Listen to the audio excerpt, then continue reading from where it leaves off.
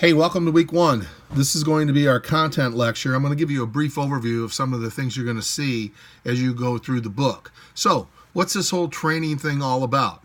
Well, companies want to train so they can attract, retain, and motivate their workforce.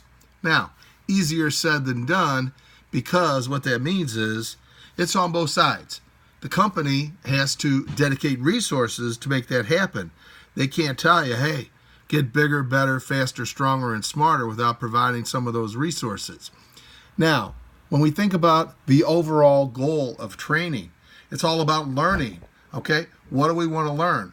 We want to learn those specific job skills that will go ahead and help us do what?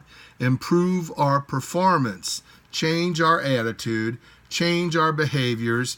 More importantly, it's all based on the competencies for the particular skill set or job that you have. Now, when we think about learning and training, we have to focus on those specific competencies. So, let me give you a real easy example. So, if you are a computer entry operator, you got to focus on those skills of doing what? Typing, reading, accuracy, getting it done in a perfect amount of time. Okay, so that's a pretty simple one. But for each one of your jobs, it's competency based, meaning there's a set of skills that you have to have in order to make that job work. So when we think about learning, you want to take care of that learning, those skills. Why? So we can transfer that to your job. Okay? You have to be able to take learning/training and transfer it to your job. Now, there's two types of training or learning that happen every day at companies.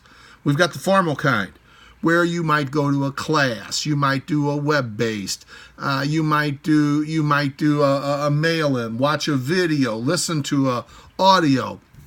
But then we also have informal, where maybe you might just observe somebody and pick up on some of the things that they do. Or you might talk to people and just say, hey, tell me a little bit about what you do. So, regardless of if it's formal or informal, what does success look like? Okay, what does success look like with training and learning? Well, it looks like, real simple, improved company performance, okay, by using tools, processes, systems, structures, and more importantly, a culture that creates sharing and a using of knowledge. So when we think about training, how does it all happen? Well, the book's going to go into pretty much detail for you, but there is a 7-step instructional design process. And I can tell you one thing. When you think in terms of training, this process is a good one to follow, but always think in terms of one thing: content rules. Content rules in training. So if you have good content, meaning that the information that you're preparing, you're developing competency-based content that the learner will be able to do what? Take back to their job. There is a model that you're going to be exposed to. It's called the ADDIE, ADDIE. It is a time-tested model that will help you facilitate the designing of your training. Now, when we think in terms of training, there's one thing that we have to have, or we're just spending company dollars on things that aren't going to help, not going to matter. People aren't going to take the skill sets, take them back to their job. They're not going to transfer the learning, and it's going to be just a big, big waste of time. So think about it. If I suggest to you, in order for training to be good, it has to have this one characteristic, what do you think that might be? If you said measurable, you're right on the money. We have to be able to measure our training. Now, back in the old days, if you took training, at the end of the class, you filled out what we used to call a little smile sheet. Hey, I like the training, the donuts were delivered on time, the room temperature was good, the trainer was funny and entertaining, we started and stopped on time. Hey, you know what, that's all good stuff, but how is that going to help you take that training back to your job? So there's a number of different ways that we can measure training.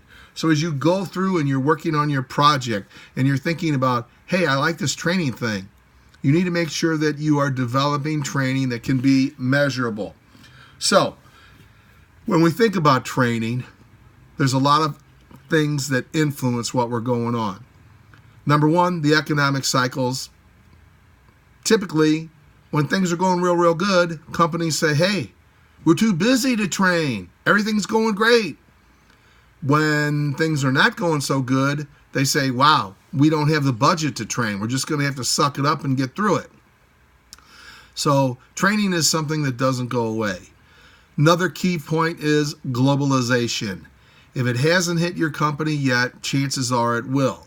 Now, realizing that different cultures interpret, communicate, and understand differently. So if you're going to be involved with working with global companies, you need to understand the various components of what you're looking at. Now, the big thing is, and this is an intangible, okay, the increased value of human capital. So you've probably all seen that saying, hey, what if we train our people and they leave? And then underneath it you see, what if we don't train them and they stay? So the emphasis is put on training. You should always strive to get as much training as you can. Now, the key component for training, as we mentioned, it's all about you and increasing your skill set and your competency-based application to the workforce, because it has to link to the business strategy. Has to link to the business strategy. I'll give you a real simple example. I worked at Anheuser-Busch for 26 years. One year they called us all in for a meeting and they said, real simple, guys, if you're not helping make the beer or helping sell the beer, you got a problem. So everybody kind of looked around and reassessed what they were doing and saying, does this help me make the beer? Which I was on the sales side, so I wasn't involved with that. But as I looked at my duties and my competency, I was on the sales side. I was like, hey, we need to focus our efforts on things that are going to help us sell beer. Another big component right now is what? Changing diversity and the changing demographics. Older workers are staying into the workforce. Younger workers are coming in. So we've got a big mix and match of diversity and demographics. So we've got to be able to communicate with all levels of folks. That gets us to the next point, generational differences. If you're a millennial in this class, guess what? Senior citizens don't think too much of you. Senior management doesn't think too much of you. They have a misconception that you're lazy, you're entitled, and you can't communicate. All misconceptions based off of perceptions they see out in the workforce.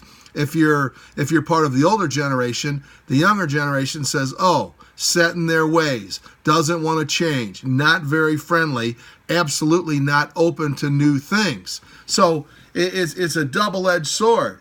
Everybody can throw stones at everybody, but we have to think in terms of what can we do from a training perspective to make sure that those folks are doing what? Taking that training and transferring it to their job. So another big piece is customer service and quality emphasis. Depending on your role, everybody has a piece of this pie. Okay, everybody needs to be making sure that we are providing good customer service. Why? Because our customers vote with their pocketbook. Quality emphasis means just what it sounds like. Making sure that our products and services are the highest quality that we can put out in the marketplace. Another big influencer is what? Technology.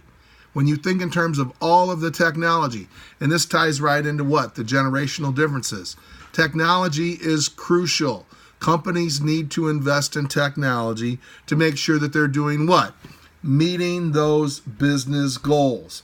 We have to be able to do everything and anything we can to meet those business goals.